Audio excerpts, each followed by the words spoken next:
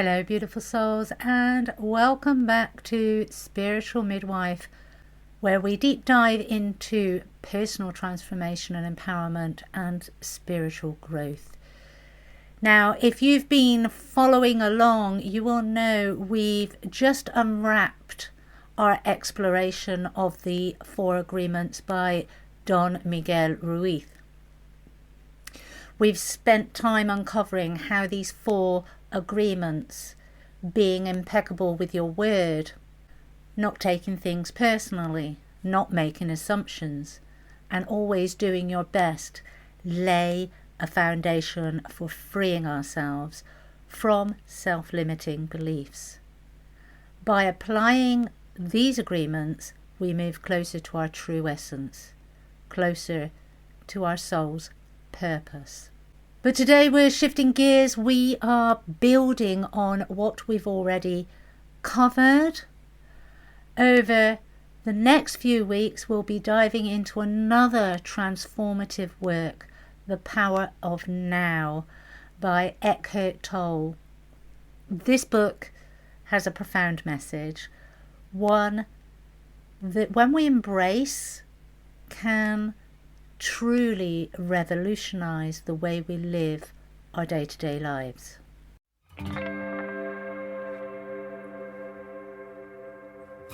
Welcome to Spiritual Midwife, the podcast that tenderly guides you through the transformative journey of spiritual awakening and personal development towards the ultimate destination of soul sovereignty. I'm Claire Attio, a medicine woman and dedicated guide to the profound realm of soul sovereignty, and you are listening to Spiritual Midwife.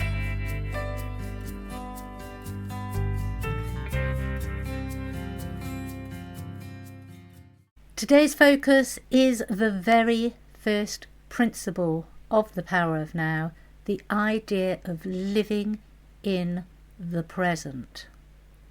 Now, this might sound really simple, like all the others, they sound simple, but when you start to unpack it, you begin to see just how life-changing it can be. So let's get into it. What does it really mean to live in the present? At its core, living in the present means fully engaging with the now. It's about letting go of our attachments to the past and our worries about the future. And many of us live either dwelling on past regrets, rethinking old mistakes, or we're anxiously planning and worrying about what's coming up next. But in doing this, we lose connection with the most powerful moment we have, the present. As Eckhart Tolle says, the present moment is all you ever have. If you think about it, the now is the only point in time that truly exists. The past is a memory, and the future is a projection. The power lies in how we experience and respond to what is happening right now in this moment. So what we're going to do to really get our heads around this and to really understand it, not just on an intellectual level, but within our very being, so that we can start to consciously make these shifts within ourselves, is to break it down. How living in the present can transform our everyday lives. This is where the magic lies. Because when we shift our focus to the present moment, we become more aware, more engaged, and more connected to our true self. When we're talking to someone, for example, how often do we truly present in that conversation? Are we fully listening to their words, feeling their energy and emotions?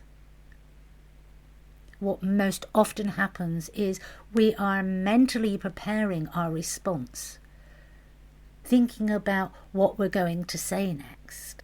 Living in the present changes the dynamic completely. We start listening without judgment, without trying to control the outcome. We no longer react from old emotional triggers, but instead respond from a place of awareness. We become more empathetic, more understanding, and as a result, our relationships deepen. Another good example of everyday things that we actually do is something as mundane as washing the dishes or going for a walk. How often do we rush through these moments on autopilot, already thinking about the next thing we need to do? I know I still have to catch myself when I'm doing the commute, when I'm driving my car. How many times have you guys been driving home and then you're home and you think, oh crikey, you can't even remember the journey, and that's because you have either gone into the past or you have projected into the future. You're not in the moment. But when we focus on the present moment, when we feel the water on our hands, the scent of the soap, or when we notice the sound of the wind as we walk, we are, in that moment, fully alive. We start to find joy in the simplest of tasks. It's transformative because it shifts our mindset from getting things done to experiencing life as it unfolds. And a great personal example that I can give you of this, when I started my spiritual journey, and I was learning to bring gratitude into my life. And at the time I was going through some pretty heavy stuff, and it was challenging for me to find that gratitude because I was in the energy of woe. And yet every morning when I went out on my walk, I was conscious that I had set myself this goal and I was going to commit to it.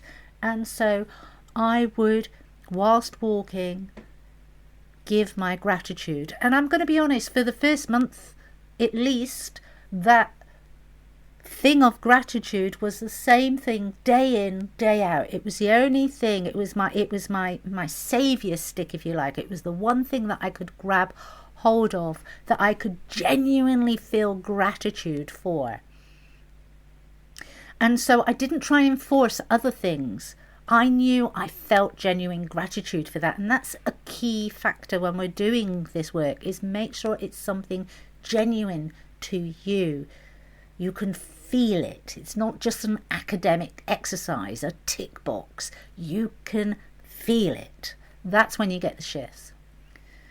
Anyway, I remember, and I've said this many times, especially over on my YouTube channel, how in that month or 6 weeks, I can't remember exactly now because it was some time ago, I was doing my gratitude, and all of a sudden, for the first time in years, I started to hear the bird song as I was walking. That's when you know you've come back into the moment, when you've aligned yourself with the now, is you actually start to see, hear, feel, sense the natural world around you. And it does bring in a richness. It brings in a richness that you never realized you lost. When it happens, it creates a massive ripple throughout your whole body. A shift of change. So you may be asking, how does this tie back to the 4 agreements that we covered over the past weeks? Living in the present is foundational to applying each of the agreements. Be impeccable with your word. When you're present, you're more mindful of the words you use. You're aware of their impact and the energy behind them. Don't take anything personally. Living in the present means not attaching your self-worth to others, opinions or actions. You recognise that whatever they say or do is about them, not you. You free yourself from unnecessary emotional burdens. Don't make assumptions.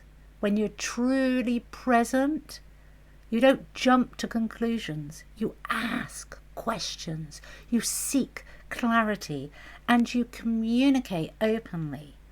Living in the present moment removes the need for assumptions because you're focused on what is, not what might be. Always do your best. Your best is different from moment to moment. When you live in the now, you're connected to your energy, to your truth in the moment. How are you feeling? What is your best today? What is your best in this moment? And that allows you to give your best, whatever your best looks like in that moment, without judgment or comparison. Both books are not just about intellectual understanding, they're about practical application. When you combine the wisdom of the Four Agreements with the power of now, you start living a life that is deeply aligned to your soul's purpose, to your soul sovereignty, to your soul's truth. So, how do we actually live in the present moment? And yeah, it is easier said than done. Let's look at a few simple practices to help us get started. Breathe with awareness. Whenever you feel your mind racing with thoughts about the past or the future, take a moment to breathe. I love the box breath because it's so simple. So you breathe in for 4, you hold for 4, you breathe out for 4, you hold for 4. It's very, very simple to remember.